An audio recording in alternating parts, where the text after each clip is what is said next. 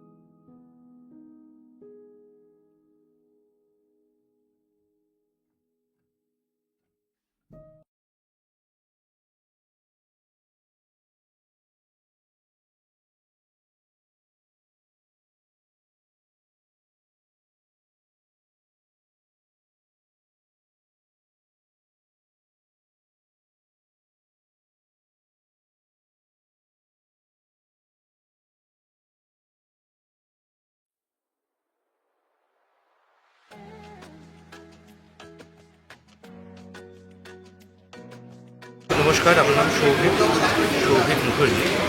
কলকাতা কথকতার উদ্যোগে অরবিন্দ ভবনের ডাকে আমরা আজকে এখানে প্রায় 20 জন সংগ্রাহক এসেছি তাদের ব্যক্তিগত সংগ্রহগুলো এখানে ডিসপ্লে করার জন্য, দেখার জন্য, মানুষকে সামনে তুলে ধরার জন্য। বিভিন্ন সংগ্রাহক তার বিভিন্ন জিনিস নিয়ে এসেছে। আমি এখানে যে বিষয়টা নিয়ে এসেছি এবং আমি এখানে যে বিষয়টা ডিসপ্লে করি বা যে বিষয় নিয়ে আমি চর্চা করি বা যে বিষয় নিয়ে আমি সংগ্রহ করি, তাকে বলা হয় ephemeral collection. What is an ephemera? Ephemera হচ্ছে খুব কম সময়ের জন্য গুরুত্বপূর্ণ যে বিষয়গুলোকে, তাকে বলা হয় এফেমেরা। মানে আপনি ধরুন বাসে উঠলেন, টিকিট কাটলেন, নেমে গেলেন, ওই টিকিটের মানে সময়টা সে যতক্ষণ বাসে থাকে তারপরে তার কোনো গুরুত্ব থাকে না। ঠিক এরকমই বিভিন্ন নথির মাধ্যমে এই রাজ থেকে স্বরাজ, আমাদের এখানের এবারের বিষয় হচ্ছে রাজ থেকে স্বরাজ। এই নথির মাধ্যমে রাজ থেকে স্বরাজ আজকের দিন অবধি কী করে কলকাতা মানুষের শুধুমাত্র স্বাধীনতা নয়, তার কালচার, তার চলাচল, পুরো ব্যাপারটাই উঠে এসেছে। যেমন ধরুন, আমরা যদি স্বাধীনতার প্রথম দিকের কথা বলতে চাই তাহলে নিশ্চয়ই সিপাহী বিদ্রোহ একটা খুব ইম্পর্টেন্ট ডেট। সিপাহী বিদ্রোহ হয়েছিল 1857। এখানে একটা চিঠি আপনি দেখুন, এই চিঠি না, এখানে একটা পেপার আছে। এই পেপারটা হচ্ছে শেরিফের পেপার। এডওয়ার্ড হেনরি ব্র্যাডন বলে একজন ভদ্রলোক, এটা হচ্ছে 1857 এই সালের, মানে যে বছর সিপাহী বিদ্রোহ হয়েছিল। আসলে এই ভদ্রলোক আমাদের কলকাতার তখনকার প্রেক্ষিতে জনজীবনের সঙ্গে খুব সম্পৃক্ত ছিলেন। সে সময়ের মেন স্ট্রিম কিছু বেশ বাঙালি, তারা অনেকটা ইংরেজদের পক্ষে ছিলেন। তাই ইনি এই ভদ্রলোক, এই শেরিফের হাতেই তো তখন পুরো দায়িত্ব ছিল। তিনি কলকাতাকে খুব দারুণভাবে প্রোটেক্ট করেন 1857। কিন্তু তারও একটা ইন্টারেস্টিং ডকুমেন্ট এখানে আছে, সেটা হচ্ছে 1856, মানে সিপাহী বিদ্রোহের আগের বছর কমিশনার, কলকাতা পুলিশ কমিশনার একটা অর্ডার দিচ্ছেন, বলছেন যে হাইকোর্ট, তখনকার সুপ্রিম কোর্ট, এই সুপ্রিম কোর্টের প্রোটেকশনের জন্য দুটো সার্জেন্ট লাগবে। আসলে এই স্বাধীনতা যে এরকমভাবে গড়ে উঠছে, এই ধরনের অর্ডার শিট দিয়েই পাওয়া যায়। এখানে আমি একটা ফাইলের ভেতরে দুটো কাগজ পেয়েছিলাম, কিছু কাগজ বলবো না, এক সেট ছবি পেয়েছিলাম, তার সাথে কিছু লেখা পেয়েছিলাম। এরকম বিভিন্ন জিনিস এখানে দেওয়া আছে। নেতাজির সই করা একটি ছবি আমি পেয়েছিলাম। আসলে নেতাজি তো খুব বড় ফিগার, ইন্টারন্যাশনাল ব্যাপার, কিন্তু আমাকে অনেক বেশি টানে যে মানুষগুলো ওই ওনার আজাদ হিন্দ ফৌজের সৈনিক ছিল। সুতরাং আমি সেই আজাদ হিন্দ ফৌজের একটা ছবি জোগাড় করেছি। এখানে একটা জায়গায় লেখা আছে, মানে খুব একটা জাস্ট একটা ডায়েরির পাতা, this is an example of ephemeral ডায়েরির পাতা। সেখানে লেখা আছে, আমার বাড়িতে আজ নেতাজি সুভাষ চন্দ্র বসু আসিয়াছিলেন, আমি তাকে নমস্কার করিয়াছি। একটু সিম্পল লেখা। তখন তো হোয়াটসঅ্যাপ ছিল না, ফেসবুক ছিল না। কোনো একটি মহিলা ধরুন তাকে এক্সপ্রেস করতে পারে না, ঠিক কাগজেই লিখে গেছেন। আসলে বিপ্লবটা এখান থেকেই শুরু হওয়া উচিত। এখানে কিছু দেশলাই বাক্সর খোল দেখানো আছে, এগুলো হচ্ছে স্বদেশি দেশলাই। এই দেশলাইয়ের মধ্যে বিভিন্ন স্বদেশি নায়ক, পতাকা ইত্যাদি ছবি লাগানো, ছবি ছাপা হতো। এবার ধরুন, যে মানুষটি, যে মহিলাটি বসে ঘরে চুলা জ্বালাচ্ছে, সে যখন দেশলাইয়ের মধ্যে গান্ধীজির ছবিটা দেখতে পায়, তখন সি রিলেট দ্য বৃহত্তর আন্দোলনের সাথে যুক্ত হতে পারে। ঠিক তেমনই আরেকটা খুব ইন্টারেস্টিং বিষয় এখানে আমার আছে, this is also example of ephemerals. সেটা হচ্ছে লিফলেট। মানে আপনি যদি যোগাযোগ করেন, খোঁজপত্র লাগান, পয়সা করে যান, তাহলে আপনি কিন্তু আলেকজান্ডারের কয়েনও পাওয়া যায়, কিন্তু আপনি লিফলেট পাবেন না। কারণ লিফলেটগুলো পড়ার পরেই ছিঁড়ে ফেলে ডিস্ট্রয় করে দেওয়া হতো। যেহেতু ডিস্ট্রয় করে দেওয়া হতো, ফলে এগুলো পাওয়া খুব দুষ্কর। এই ধরনের লিফলেট আমার কাছে আছে। এখানে লিফলেট আমি দেখিয়েছি, এর একটা সুদীর্ঘ সংগ্রহ আছে লিফলেটের। আমার কিছু ছবি দেখিয়েছি। বঙ্গলক্ষ্মী কটন মিল, অরবিন্দই কিন্তু প্রথমে বলেছিলেন যে বঙ্গলক্ষ্মী কটন মিল এটাই কিন্তু অরিজিনাল খাদি মিল। এই বঙ্গলক্ষ্মী প্রোডাকশান ছিল খাদি, তার একটা লিথো ক্লথ লেভেল বলে এটাকে, কাপড়ের বান্ডিলের সাথে দেওয়া হতো, এগুলো ফেলে দেওয়া হতো। সেরকম একটা লিথোতে ছাপা ক্লথ লেভেল, সেটা এখানে আমি ডিসপ্লে করেছি। এবার ধরুন, খাদি তো একটা পুরো নিজেই একটা স্বাধীনতার আন্দোলনের প্রতীক হয়ে উঠেছিল। এবার সেটা বিক্রি হবে, সেটা বিক্রির জন্য যে দোকান, সেগুলো স্বদেশি ভাণ্ডার বলা হতো। সেই স্বদেশি ভাণ্ডারের বিল আমার কাছে কিছু আছে, ওটা পুড়িয়ে দেওয়া হয়েছিল। সেই পোড়া বিল কিছু পেয়েছি, সেই বিল দেখানো হয়েছে। আর একদম এন্ডে আমি কিছু লেভেল দেখিয়েছি। সেই লেভেলসগুলো হচ্ছে সেই সময় পারফিউমের লেভেল কীরকম ছিল। আসলে this is a reflection of popular art. Artisan popular art, classical art হয়, নাচ গান ইত্যাদি, এবং পপুলার আর্ট এই যে আমাদের প্রতিদিনের জীবনের যে রোজনামতার সাংস্কৃতিক পরিবর্তন হচ্ছে, শিল্পবোধের পরিবর্তন হচ্ছে, এগুলো আপনি কী করে তুলে ধরবেন? ধরে নিন আপনার কানের আজকে যে দুলের ডিজাইন আপনার ঠাকুমার সময় তো সেরকম ছিল না। This is the changes of art. এরকমই শিশুদের লেভেলের মধ্যে দিয়ে এগুলো পাওয়া যায়, এগুলো দেখতে পাওয়া যায়, সেরকম কিছু আমি ডিসপ্লে করেছি। এটাই হচ্ছে আমার সংগ্রহ। ওদিক দিয়ে আরও মানুষ আছেন, আপনারা যান দেখুন। আমি অরিন্দম রাও। আমি আজকে আমার কালেকশন এখানে দেখাচ্ছি প্রিন্টসের উপরে, স্বদেশি প্রিন্টস, স্বদেশি লেবেলস আর স্বদেশি বই। এগুলো প্রতিটাই আমি যেগুলো দেখাচ্ছি 1880-90 থেকে 1920-র মধ্যে। তার মধ্যে প্রথম যেটা দেখাচ্ছি সেটা হচ্ছে, আগে সব প্রিন্টগুলো জার্মান থেকে আসতো, জার্মানের ব্রিটিশ, কিন্তু রাজা রবি বর্মা এটার টেকনোলজিটা ইন্ডিয়াতে নিয়ে আসে।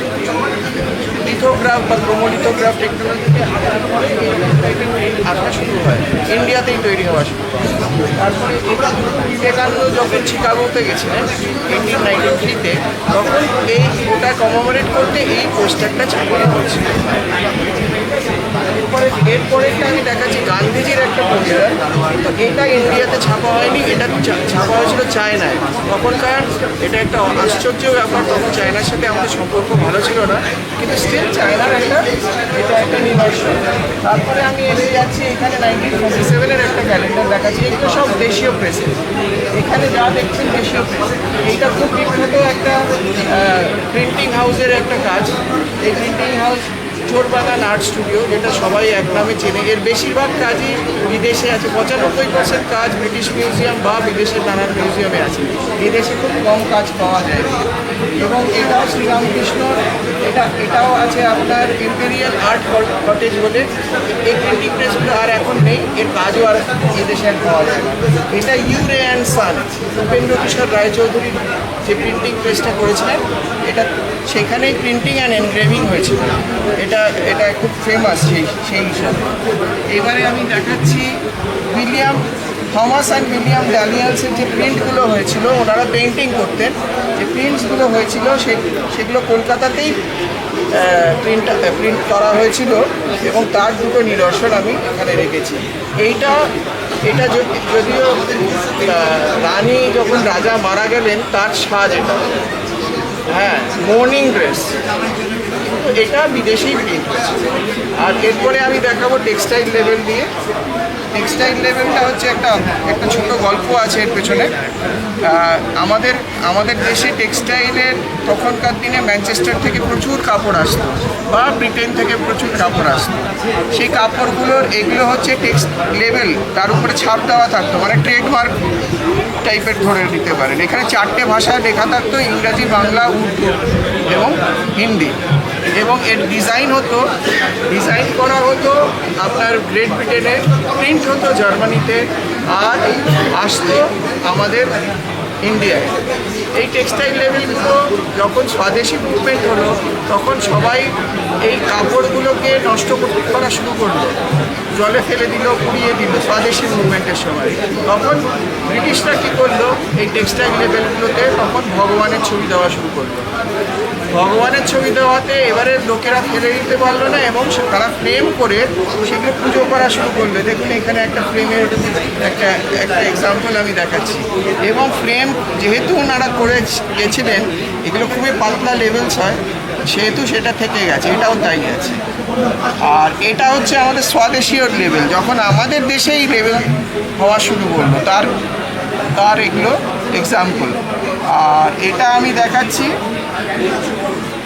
আমি দেখাচ্ছি ওয়ার্ল্ডের স্মলেস্ট ব্লক প্রিন্টে করা এই ছোট্ট ভগবদ্গীতা, যেখানে 700খানা ভার্স আছে, কমপ্লিট ভগবদ্গীতা। এটার সাইজ হচ্ছে 1 ইঞ্চিরও কম, এর সাইজ হচ্ছে 1 ইঞ্চিরও কম। এবং 1880 সালের ওই রকম সময়ে এটা প্রিন্ট করা হয়েছিল মহারাষ্ট্রের একটা প্রিন্টিং প্রেস থেকে। Thank you. এই কটাই আমি দেখাচ্ছি।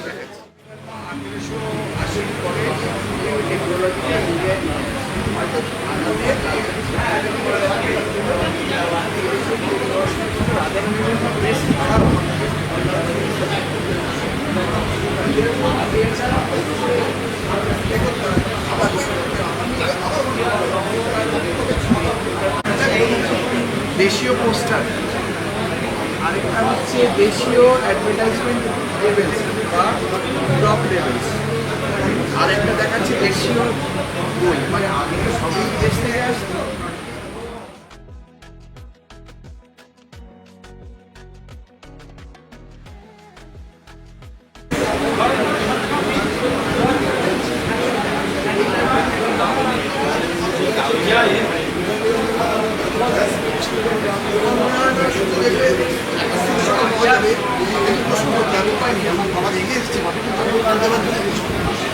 জানতে না জানতাম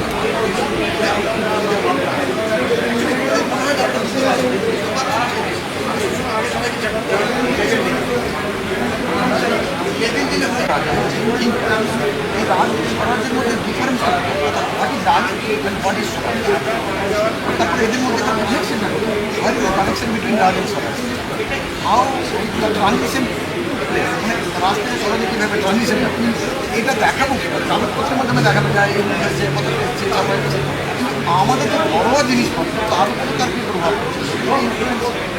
over the things around us দেখানো। যেমন আমি বলছি ধরা যাক আমি সেটা বলছি নট অ্যাস্ট্রো, কিন্তু এই অ্যাস্ট্রোটা কি সেটা একটা ইউরোপিয়ান বুক, এটা কেউ বানিয়েছে বাজারের জন্যই বানিয়েছে। সিম্পল যখন কাজ ছিল তখন লোকে একটা ইউরোপিয়ান বুকের মধ্যে আসলে লোকে কিনবে, যখন সরা যাচ্ছে যখন ইউরোপিয়ান বুক সম্পর্কে মানুষের মধ্যে গতি তৈরি হচ্ছে তখন ব্যবসার দ্বারা কিন্তু ডিসি নিতে পারে, তাহলে এটা কিনবে। এই যে শাড়িটা কিন্তু সব থেকে আগে সমাজের সিচুয়েশনটা বুঝতে পারে, সেটাকে তাদের ক্যাশ করতে হবে। যেমন এই যে দেশলাই কভার, দেশলাই কভার দেশলাই নয়, দেশলাই কভার ইউ আন্ডারস্ট্যান্ড, দেশলাই যাতে ভেজা হাতে ধরতে গেলে অসুবিধা না হয় তাই কভারগুলো করে দেবে। সেই কভারের উপর বিজ্ঞাপন দেওয়া হচ্ছে, সেই বিজ্ঞাপনে দেখাচ্ছে প্রাচীন শো, এখানে বিড়ি, এই যে ধরনের একটা এটা এক ধরনের বিদেশ থেকে আসবে, কিন্তু আমাদের দেশের ঝুম নিয়ে আমরা তৈরি করে নিলাম পেছন, বিদেশ থেকে তখন প্রাচীন শো ছিল প্রাচীন শো সেটা একটা রাজ।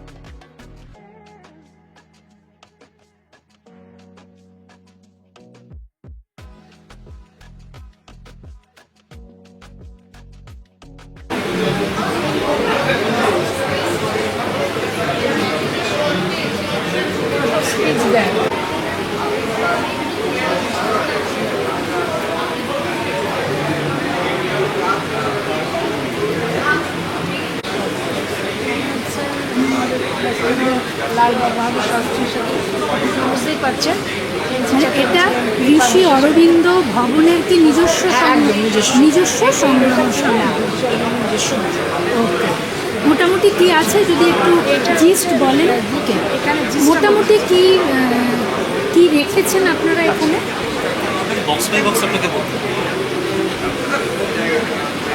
এখানে রয়েছে শ্রী অরবিন্দ ইস্যু করা 47 সালের 15ই অগস্ট যে মেসেজ উনি দিয়েছেন সেটার অরিজিনাল ইংরেজি এবং বাংলা তর্জমা।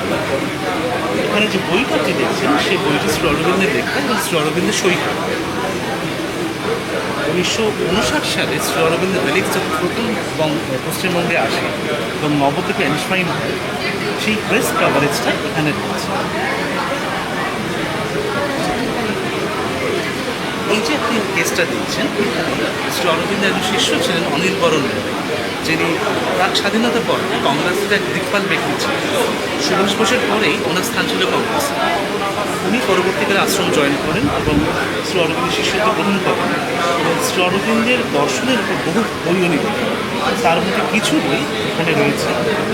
আর এই যে Shri Aurobindo essays on the table, এটা অনেক ধরনের ব্যক্তিগত সংযোগ, যেখানে মার্জিনাল নোটস রয়েছে শ্রী অরবিন্দের লেখা, সেগুলো একটু লিখতে হবে।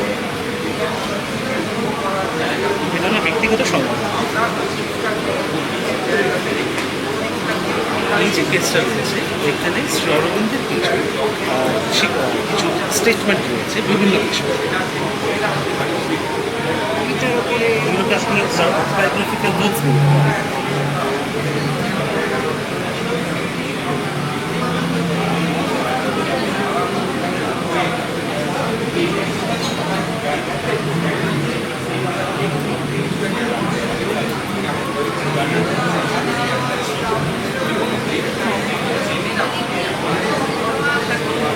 আলিপুর বোমা মামলায় কানাইলাল দত্তর যে ওরাকে যে ট্রায়ালটা হয়েছিল সেই ট্রায়ালের কভারেজ এলাহাবাদের পায়োনিয়র নিউজ পেপারে এবং লাহোরের ট্রিবিউন নিউজ পেপারে প্রকাশিত হয়েছিল। বাঁদিকে আছে ট্রিবিউনের প্রেস কাছে, ডান দিকে আছে পায়োনিয়রের প্রেস কাছে। আর এই সে আর্য পত্রিকার একটি বাংলার সংখ্যা, যাকে শ্রী অরবিন্দ এবং সম্পাদনা করতেন এবং সেই সময় শ্রী অরবিন্দের মেজর ওয়ার্কসগুলি আর্য পত্রিকায় ধারাবাহিকভাবে প্রকাশিত হয়েছে।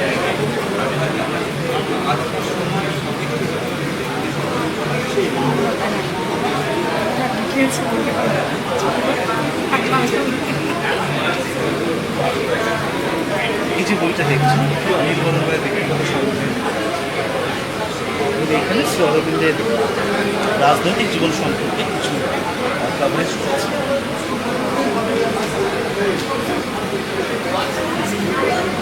এখানে আপনি পাবেন শ্রী অরবিন্দের ছোট ভাই বারিন ঘোষকে লেখা শ্রীমায়ের 4টি চিঠি। দ্বিতীয় বিশ্বযুদ্ধ চলাকালীন প্রত্যেক মাসে শ্রীমা বারিন ঘোষকে 1 টাকা করে পাঠাতেন। সেই 4টি চিঠি এখানে দেওয়া হয়েছে। ডান দিকে রয়েছে বন্দে মাতরম পত্রিকায় প্রকাশিত রবীন্দ্রনাথের লেখা শ্রী অরবিন্দ কবিতা অরবিন্দ রয়েছে অবনবস এখানে দেওয়া।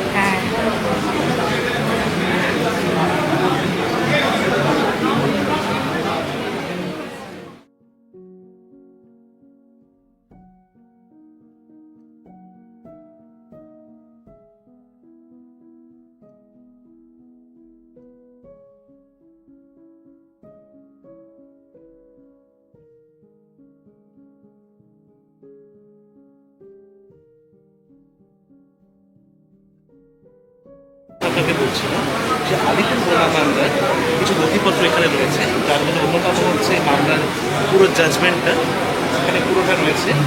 এখানে রয়েছে চার্জশিটের কপি, আর এখানে রয়েছে অ্যাসেসেন্স ওপিনিয়ন। এখানে আপনি দেখুন জাজমেন্ট এখানে 50 পৃষ্ঠা রয়েছে, বাকি পৃষ্ঠা এখানে। এখানে ফ্রন্ট পেজ, উপরে বিচক্রফটের মার্জিনাল নোটস আপনি দেখতে পাচ্ছেন, আর এটা লাস্ট পেজ।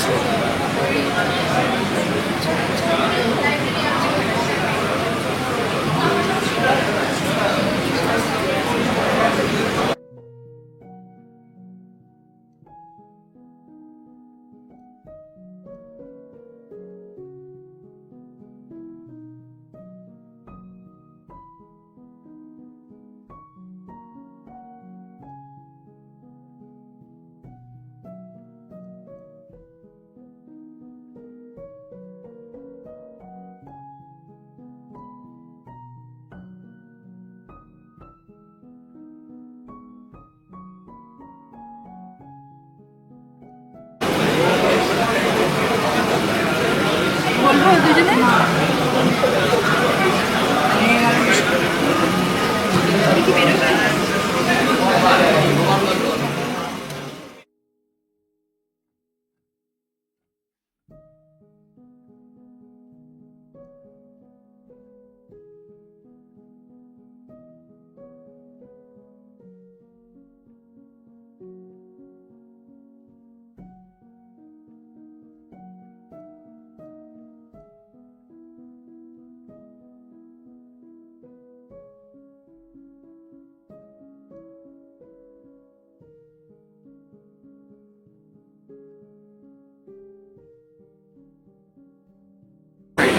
আজকেও ব্লগটা শুরু যদি লেখালেখির ইচ্ছে থাকে